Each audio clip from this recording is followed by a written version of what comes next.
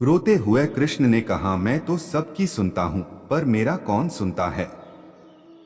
इंसान गलत कार्य करते समय बाएं दाएं आगे पीछे चारों तरफ देखता है, बस ऊपर देखना भूल जाता है। भरोसा अगर खुद पर रखो तो ताकत बन जाती है, और दूसरों पर रखो तो कमजोरी बन जाती है। आप कब सही थे इसे कोई याद नहीं रखता है, लेकिन तुम कब गलत थे इसे सब लोग याद रखते हैं। मैं किसी के भाग्य का निर्माण नहीं करता और ना ही किसी के कर्मों के फल देता हूं। मनुष्य कितना भी गोरा क्यों ना हो, परंतु उसकी परछाई सदैव काली होती है। मैं श्रेष्ठ हूँ यह आत्मविश्वास है, लेकिन सिर्फ मैं ही श्रेष्ठ हूँ यह अहंकार है। प्रेम एक ऐसा अनुभव है जो मनुष्य को कभी परास्त नहीं होने देता, और घृणा एक ऐसा अनुभव है जो मनुष्य को कभी जीतने नहीं देता। हर कीमती चीज को उठाने के लिए झुकना ही पड़ता है। माँ और पिता का आशीर्वाद भी इनमें से एक है। हर किसी के अंदर अपनी ताकत और अपनी कमजोरी होती है।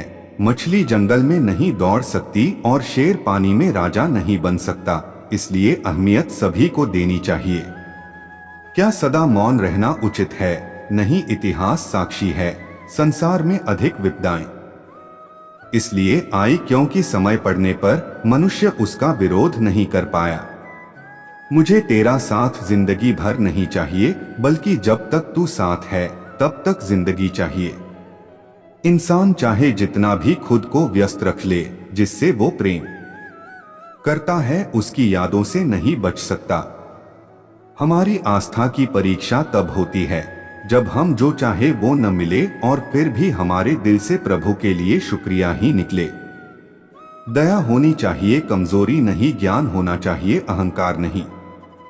तुम अपनी पीड़ा के लिए संसार को दोष मत दो, अपने मन को समझाओ। तुम्हारे मन का परिवर्तन ही तुम्हारे दुखों का अंत है। धर्म चाहे जो भी हो, अच्छे इंसान बनो, हिसाब हमारे कर्म का होगा, धर्म का नहीं। एक बार लोहे की दुकान में अपने पिता के साथ काम कर रहे एक छोटे से बच्चे ने अचानक अपने पिता से पूछा, पिताजी, इस दुनिया में मनुष्य की क्या मूल्य होती है? पिताजी ने उस बच्चे के गंभीर सवाल को सुनकर चौंक कर कहा, बेटा, मनुष्य की मूल्य को मापन करना बहुत कठिन है, वह तो अनमोल होता है। बच्चा पूछता है, क्या सभी की कीमत इतनी ही महत्वपूर्ण होती है?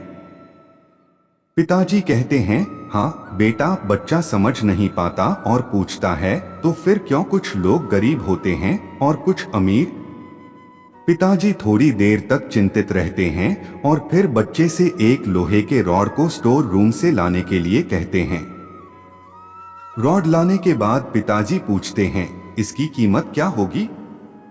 बच्चा जवाब देता है, 200 रुपए। पिताजी पुनः पूछते हैं, अगर मैं इस रॉड से छोटे छोटे किल बना दूं तो उसकी मूल्य क्या होगी?